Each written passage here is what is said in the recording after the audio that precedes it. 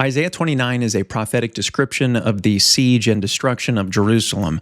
The chapter includes this very famous rebuke in Isaiah 29, verses 13 and 14. Because this people draw near to me with their mouth and honor me with their lips, while their hearts are far from me, and their fear of me is a commandment taught by men. Therefore, behold, I will again do wonderful things with this people, with wonder upon wonder, and the wisdom of their wise men shall perish, and the discernment of their discerning men shall be hidden.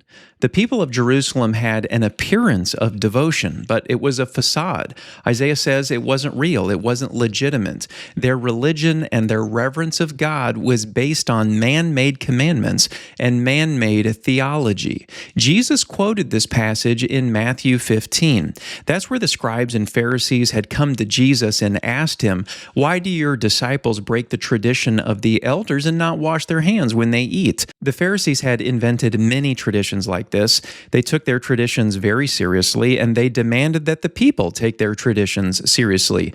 The tradition in and of itself was not evil, but it was not inherently righteous or spiritual. It was a human tradition that in no way enhanced their service to God. And what's worse is that while keeping these man-made commandments, they neglected the actual commandments of God. Jesus gives an example there in Matthew 15, verses 4 through 9. For God commanded, "Honor your father and mother, and whoever reviles father or mother must surely die." But you say, "If anyone tells his father or his mother, 'What you would have gained from me is given to God,' he need not honor his father. So for the sake of your tradition, you have made void the word of God." Then Jesus finishes his rebuke by quoting this passage from Isaiah 29. "You hypocrites, well did Isaiah prophesy of you when he said, 'This people honors me with their lips, but their heart is far from me. In vain they do worship me, teaching as doctrines the commandments of men.'" Humans have a long history of mandating their own commandments and religious traditions, and that's almost never been a good thing. Traditions are necessary and opinions are inevitable, but legislating and judging where God does not will incite the wrath of God. No man can legislate on behalf of God. There are a number of issues on which we might have a convicted, Bible-informed opinion, but it's still just that. It's an opinion, not a commandment of God.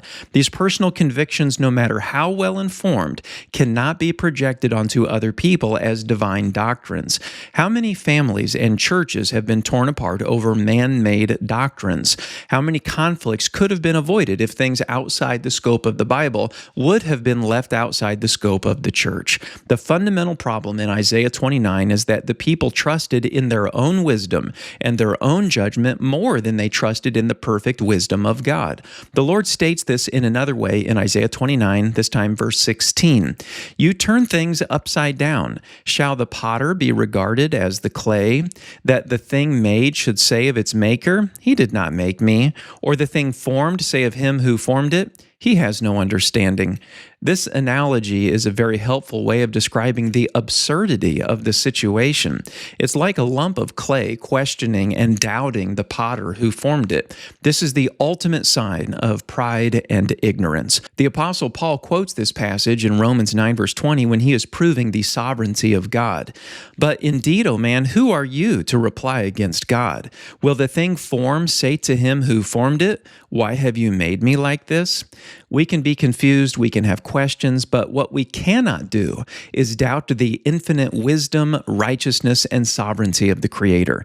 His ways are higher than our ways, His thoughts are higher than our thoughts, His commandments are perfect, and we dare not allow our man-made traditions supersede them. Thanks for listening.